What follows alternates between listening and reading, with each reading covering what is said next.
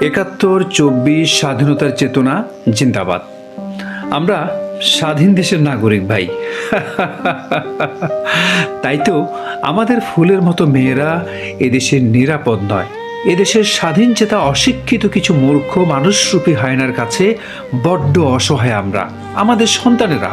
আমরা এতটাই স্বাধীন যে এত বড় ঘটনার অকাট্য প্রমাণ আছে, তবু আসামি ধরা পড়ে না। আবার আসামি ধরা পড়ে, নিজ মুখে স্বীকারও করে, কিন্তু বিচার হয় না।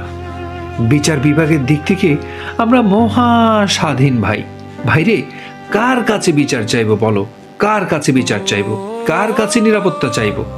আল্লাহ ছাড়া আর কোনো জায়গা নাই বিচার দেওয়ার। এদেশের প্রশাসন, আইন, সমাজ ব্যবস্থা সব কিছুতে আমরা বড্ড বেশি স্বাধীন। চিল করো, চিল করো হে স্বাধীন দেশের জনগণ, এনজয় করো।